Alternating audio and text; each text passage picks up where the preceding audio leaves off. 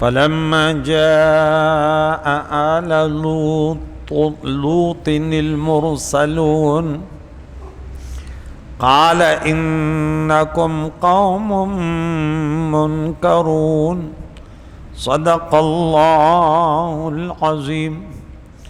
یہاں آیت نمبر 61 تک درس ہو گیا تھا کہ ابراہیم علیہ السلام نے پوچھا کہ خوشخبری کے علاوہ اور کیا کام ہے؟ تو نے کہا کہ ہم ارسلنا الی قوم مجرمین، ہم مجرم قوم کے طرف بھیجے گئے ہیں جو لوط علیہ السلام کی قوم ہے، مگر لوط علیہ السلام کے گھر والے جو ہے وہ محفوظ رہیں گے۔ انا لمنجوہم اجمعین، ہم انہیں نجات دیں گے۔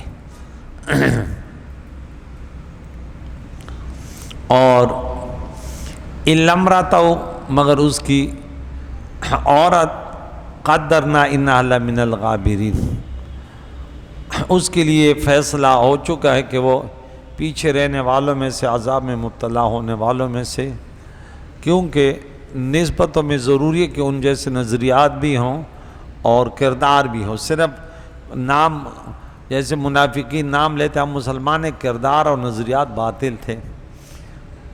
تو فلما جاء آل لوط المرسلون، رب فرماتے ہیں تو جب لوط علیہ السلام کے پاس یا لوط علیہ السلام کے گھر میں فرشتے آئے، یہ فرشتے خوبصورت لڑکوں کی شکل میں لوط علیہ السلام کے گھر مقام صدوم میں جو بڑی بڑی بستیاں تھیں، اس میں صدوم سب سے بڑا شہر تھا، اس میں آئے۔ قال انکم قوم منکرون، تو لوط علیہ السلام نے کہا کہ تم کچھ بیگانہ لوگ ہو، کہ کبھی دیکھا نہیں ہے آپ لوگوں کو۔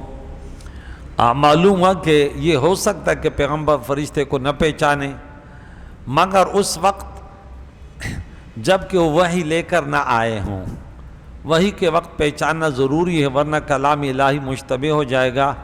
آپ کا مطلب یہ تھا کہ نہ تم یہاں کے رہنے والے ہو، نہ تم پر علامت ہے سفر سے کوئی علامت ہے، آخر تم ہو کون؟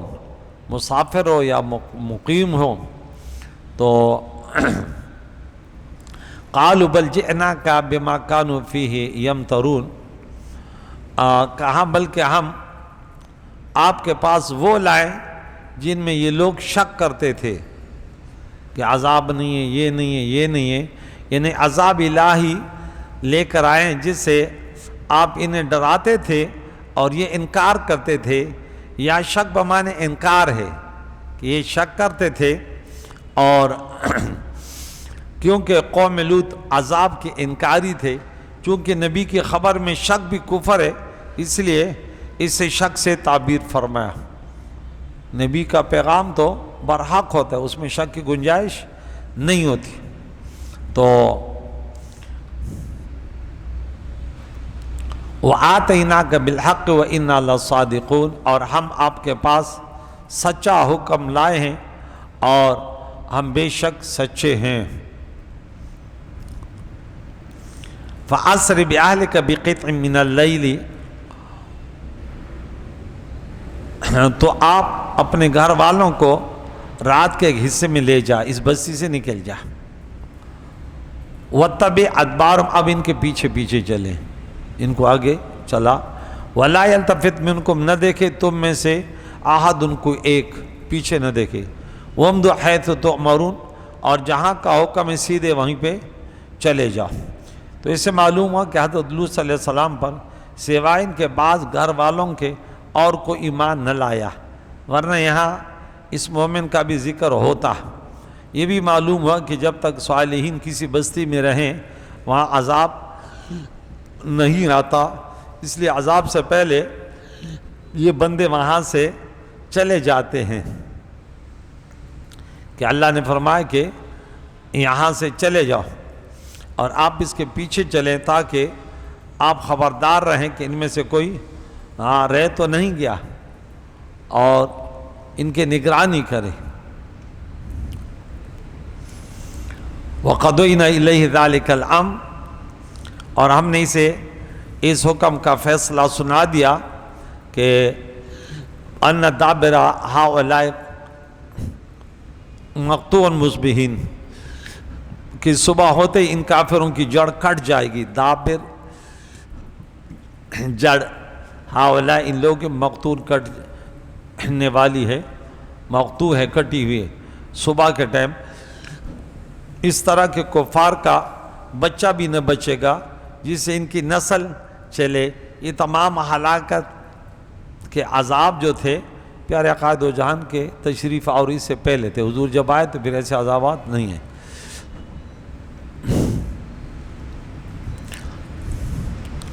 وَجَاءَ أَهْلُ الْمَدِينَةِ يَسْتَبْشِرُونَ، اور شہر والے خوشی مناتے آئے فاسد نیت اور برے ارادے سے.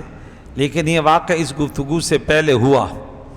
یہ آیت یہ جو ہے یہ واقعہ کی شروع میں یہ بات تھی کہ جیسے وہ آئے یہ بھاگ بھاگ کے اس کی بیوی نے خبر دیا کہ خوبصورت لڑکے آئے. یہ بھاگ بھاگ کے آ رہے تھے کہ لوط علیہ السلام کے پاس مہمان آئے اور قال ان ہؤلاء ضیفی فلا تفضل. لوط علیہ السلام نے ان سے کہا کہ دیکھیں یہ میری مہمان ہے، مجھے میرے مہمانوں کے بارے میں شرمندہ نہیں کرو. تو اس سے معلوم ہے کہ مہمان کی عزت و احترام، خاطر تواضع یہ سنت انبیاء ہے. اگرچہ وہ مہمان کو نہ جانے پہچانے نہیں. جیسے ہم شہری لوگ ہوتے ہیں تو ہم تو بالکل ہی مہمان نوازی میں صفر کے درجے میں ہوتے ہیں. ہم جس کو نہیں جانتے ہیں نا اس کو تو چھوڑتے ہی نہیں ہیں. بھائی ہم تو آپ کو نہیں جانتے. حالانکہ دیہاتوں میں چلو دیہات ہے، یہاں تو شہر ہے نا، شہری لوگ نہیں ڈرنے چاہیے. لیکن ہم کہتے نہیں نہیں بھائی ہم آپ کو نہیں جانتے. ایسا نو خوف ہراس یہ نہیں کرتے یار. مہمان نوازی تو سنت انبیاء ہے. اللہ ہماری حفاظت کرے گا. واتقوا اللہ ولا تخزون، اللہ سے ڈرو، مجھے رسوا نہیں کرو، مجھے غمگین نہیں کرو. تو اسے معلوم ہے کہ مہمان کی بےعزتی میزبان کی رسوائی کا باعث ہے. جیسے کہ مہمان کا احترام آپ میزبان کی عزت ہے. آپ کے مہمان کی کوئی عزت کرے تو یقیناً آپ خوش ہوں گے. اور اگر آپ کے مہمان کو کوئی بری نظر سے دیکھے تو آپ بولیں گے نہیں یہ غلط کام ہے. قالوا اولم ننهك عن العالمین، تو اب یہ کہنے لگے کہ ہم نے تمہیں منع کیا تھا کہ اوروں کے معاملے میں دخل اندازی نہ کرو، لوگوں کو مہمان نوازی نہ دو، یعنی مسافروں کو اپنے پاس نہ بلاؤ یا مسافروں کو پناہ نہ دیا کرو. یہ بدبخت مسافروں کو پریشان کرتے تھے اور آپ پر بقدر طاقت ان مسافروں کی حمایت آپ پیارے لوط علیہ السلام ان کی حمایت کرتے تھے، کیونکہ اللہ کا حکم ہے کہ جو بھی مسافر وہ ہوں. اور لوط علیہ السلام تو ان کو جانتے نہیں تھے اور فرمانے لگے قال ہؤلاء بنات ان کنتم فاعلین، یہ میری بیٹیاں یعنی قوم کی بیٹیاں ہیں، اگر تم یہ کرنا چاہتے ان سے نکاح کرو، جیسے دوسری جگہ میں بھی ہے. لیکن انہوں نے کہا نہیں، اپنے آپ پر ان کو بڑا ناز تھا. اللہ نے فرمایا لعمرک، اے محبوب تمہاری جان کی قسم، تیری عمر کی قسم، انہم لفی سکرتہم یعمہون، کہ وہ اپنے نشے میں جو ہے بھٹک رہے ہیں. اس سے معلوم ہے کہ پیارے آقا دو جان کی جان اللہ کو بڑی پیاری ہے کہ رب نے پیارے آقا دو جان کے سوا کسی کی جان کی قسم نہ فرمائی. یہ بھی معلوم ہوتا ہے کہ کافر اگرچہ بظاہر ہوش میں ہو مگر بے ہوش ہیں.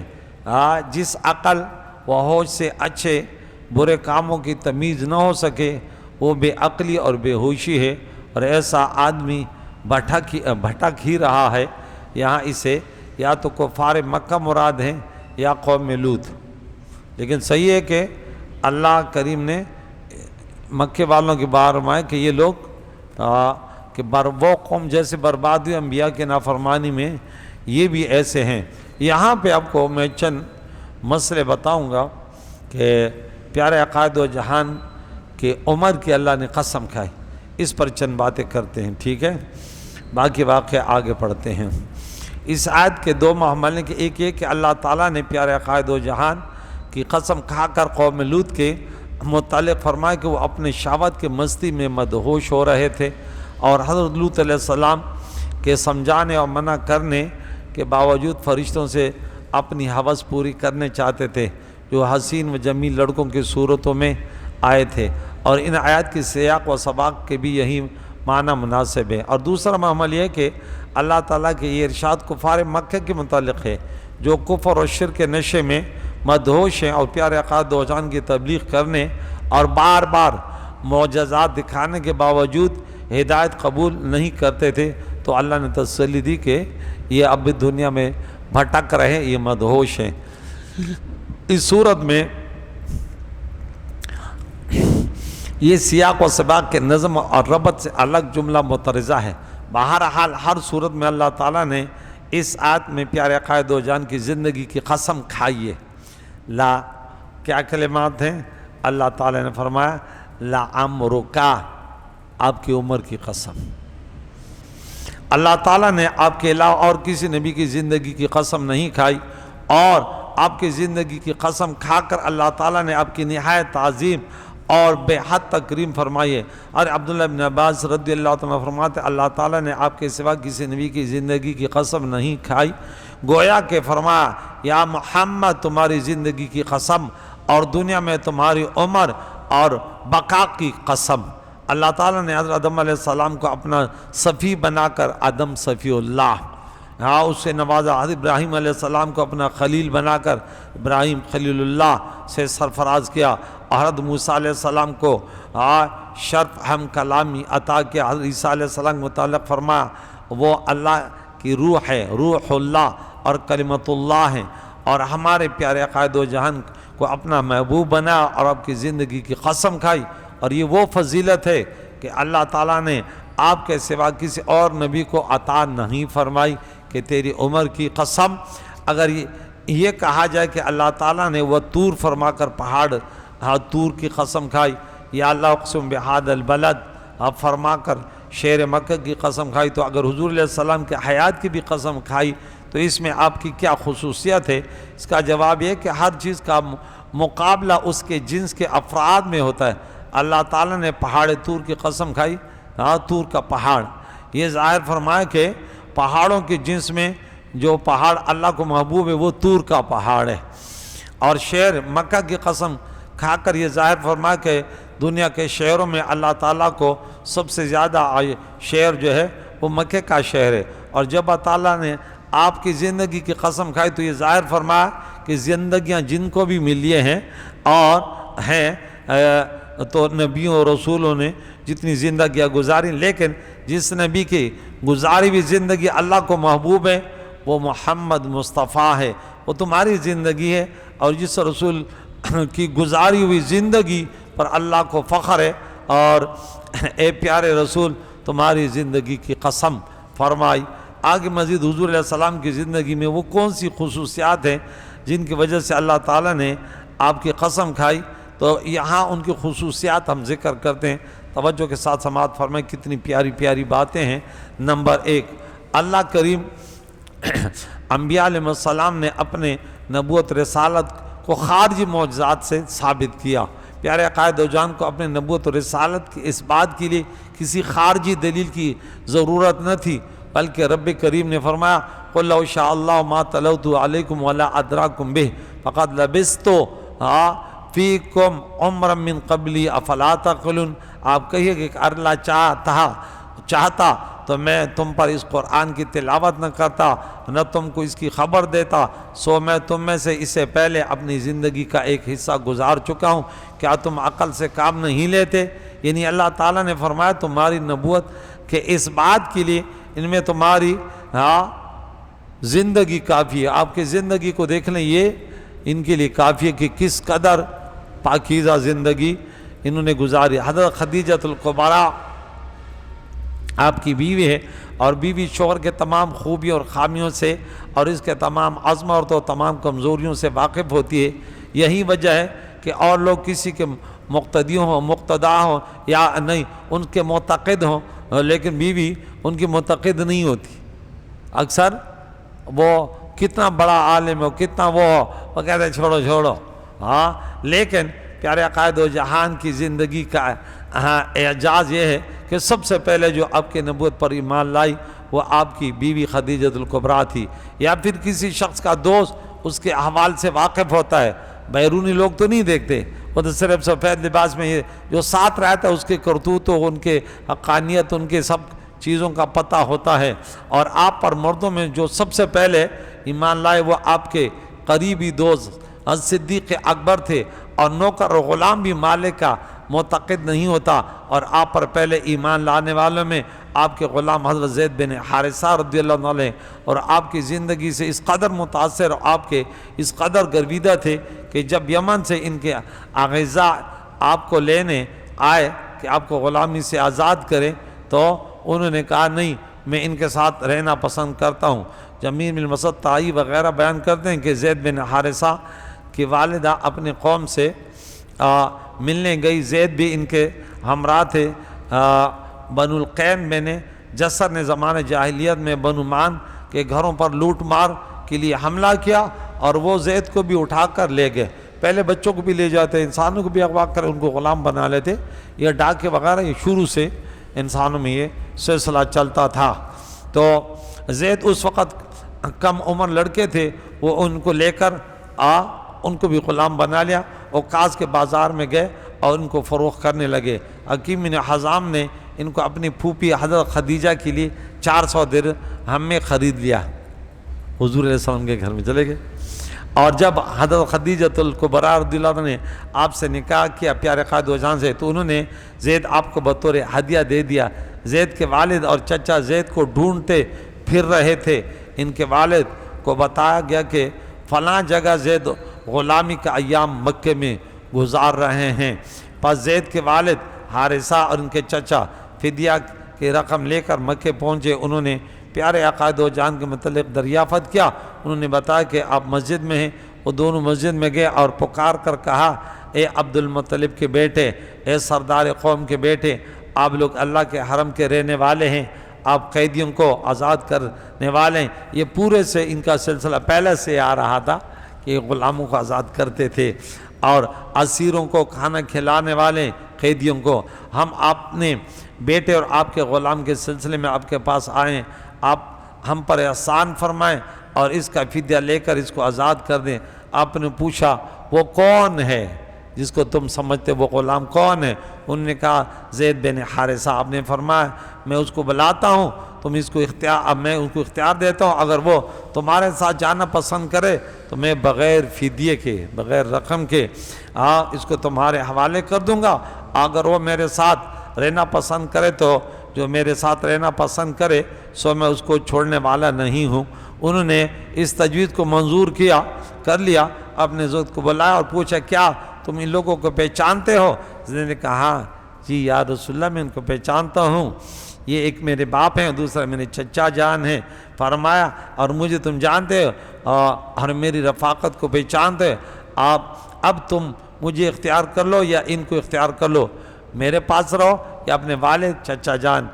زید بن حارثہ نے کہا میں آپ کے مقابلے میں کسی کو بھی اختیار نہیں کر سکتا، آپ ہی میرے باپ اور چچا کے حکم میں ہیں۔ اور زید کے والد اور چچا نے کہا اے زید تم پر افسوس کہ تم غلامی کو آزادی پر ترجیح دے رہے ہو اور اپنے باپ اور چچا اپنے گھر والوں کو چھوڑ کر غلامی کی زندگی پسند کر رہے ہو۔ حضرت زید بن حارثہ نے کہا میں نے اس کریم شخص کی زندگی میں وہ چیزیں دیکھی ہیں میں ان کے مقابلے میں کسی کو اختیار نہیں کر سکتا۔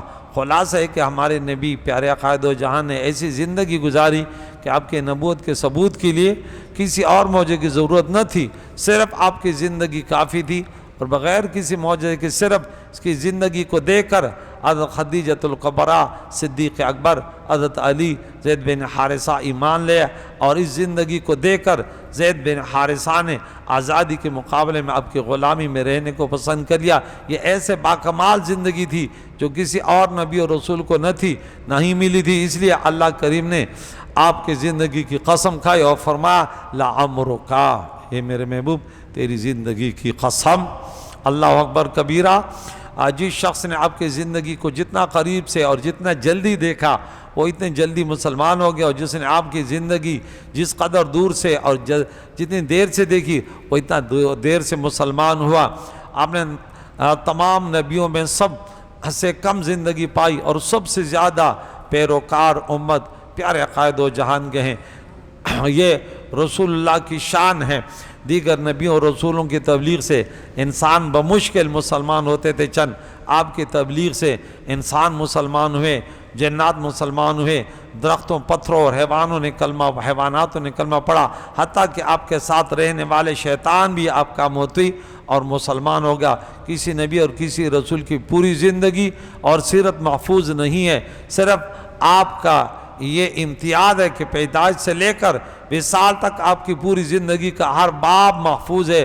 آپ کے تمام ارشادات گرامی قلم بند کر لیے گئے۔ آپ نے جو کہا، جو کیا اور آپ کے سامنے جو کیا گیا وہ سب صفحات زندگی میں، کتب میں، وہ اوراق میں موجود ہیں۔ جو کیا وہ حدیث فعلی بن گئی، جو فرمایا وہ حدیث قولی بن گئی، جو حضور کے سامنے ہوا اور حضور نے منع نہ کہ وہ حدیث تقریری بن گئی ہے، اور آپ کے ہر قول اور ہر فعل سے ہدایت حاصل کی جاتی ہے۔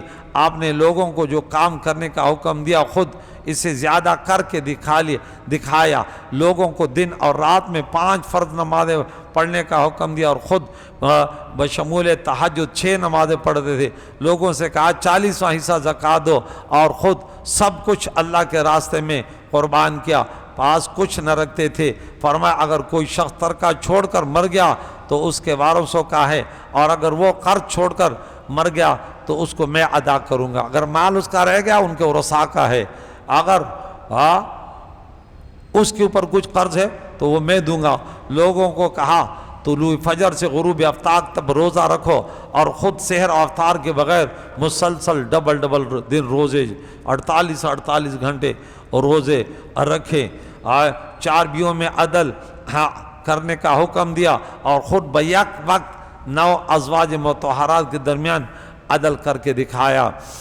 دشمنان جان کو معاف کر دیا بھی کمال ہمت اور حوصلے کی بات ہے، لیکن آپ نے دشمنان جان کو صرف معاف نہیں کیا، انعامات اور احسانات سے نوازا۔ ابو سفیان نے متعدد بار زندگی بھر مدینہ منورہ پر حملے کیے، لیکن فتح مکہ کے بعد حضرت عباس رضی اللہ تعالیٰ عنہ کو لے کر آئے تو نہ صرف یہ کہ آپ نے ان کو معاف فرمایا، بلکہ فرمایا جو ابو سفیان کے گھر میں داخل ہوگا اس کو بھی امان ہوگا۔ جب مکہ میں قریش قحط سے بھوک کے مر رہے تھے تو ابو سفیان نے آپ سے ان کے لیے دعا کی درخواست کی، تو آپ نے ان کے لیے دعا دی۔ سراقہ بن مالک 100 اونٹوں کے لالچ میں آج ہجرت کی رات میں ان کا پیچھا کیا، تو آپ کا پیچھا کر رہا تھا، لیکن جب اس کی سواری زمین میں دھنس گئی تو آپ نے آپ سے درخواست کی کہ آپ زمین کو حکم دیں کہ وہ مجھے چھوڑ دے، تو آپ نے حکم دیا، زمین نے اس کو چھوڑ دیا۔ پھر اس نے کہا مجھے امان لکھ کر دے، تو آپ نے عامر بن فہیرہ کو حکم دیا اور اس نے ایک چمڑے پر امان لکھ کر دیا۔ آپ نے فرمایا مجھے اس لیے بھیجا گیا کہ میں مکارم میں اخلاق کی تکمیل کروں۔ حضرت داؤد اور حضرت سلیمان علیہ السلام کی زندگی شاہانہ زندگی تھی، اس میں فقر کا نمونہ نہ تھا۔ حضرت عیسیٰ علیہ السلام کی زندگی میں ازدواجیات کا نمونہ نہ تھا۔ حضرت موسیٰ علیہ السلام کی زندگی میں جلال تھا، جمال کا نمونہ نہ تھا۔ تمام نبیوں اور رسولوں میں صرف آپ کی زندگی ایسے کامل ہے کہ اس میں حیات انسانی کے تمام شعبوں کے لیے رہنمائی اور نمونہ ہے۔ آپ نے بکریاں چرائی اور ان کا دودھ دوہا، چرواہوں اور گواروں کو اعزاز بخشا، اپنے کپڑے دھو لیے، جوتے کی مرمت کی، خندقیں کھودی، تجارت کی، نمازوں میں امامت کی، اور اپنے اصحاب کے اقتداء میں نماز پڑھی، شوہر کے لیے، باپ کے لیے اچھا فرمان روائے، تجارت کے نماز اچھا، اور سلطنت کے لیے، تاجر کے لیے، آجر کے لیے، حتیٰ کہ زمین کھودنے والے مزدور کے لیے بھی آپ کی زندگی بہترین نمونہ ہے۔ آپ نے انسانیت کے ہر شعبے کے لیے رہنمائی کی اور بھرپور و کامل زندگی گزاری، اور ایسی زندگی گزاری کہ کسی نبی اور رسول نے ایسے جامع اور محیط زندگی نہیں گزاری۔ اس لیے اللہ تعالیٰ نے کسی نبی اور کسی رسول کی زندگی کی قسم نہیں کھائی، صرف آپ کی زندگی کی قسم کھائی اور فرمایا لعمرک یا محمد، تمہاری زندگی کی قسم۔ اللہ تعالیٰ اس پیارے نبی کہ کرم فرمایا کہ ہمیں اس کا امت ہی بنایا، ہمیں ہر شعبے میں ہم جہاں بھی رہیں ہمیں حضور علیہ الصلوۃ والسلام کے سنتوں سے واسطہ پڑے گا۔ وہ امامت کرے، وہ دہاڑی کرے، وہ مزدوری کرے، وہ فٹ پاتھ پر بیٹھ کر چپل سیئیں، جہاں بھی رہیں میری نبی کی سنت ملے گی ان کو۔ کریم اللہ اس نبی کی سچی محبت ہم سب کو نصیب فرمائے، اسی مرجینا، اسی میں موت و قیامت کے دن اس پیارے نبی کی امت میں ہم گنہگار بھی محشور ہوں۔ صلی اللہ علیہ وسلم محمد و صحبہ اجمعین برحمتک۔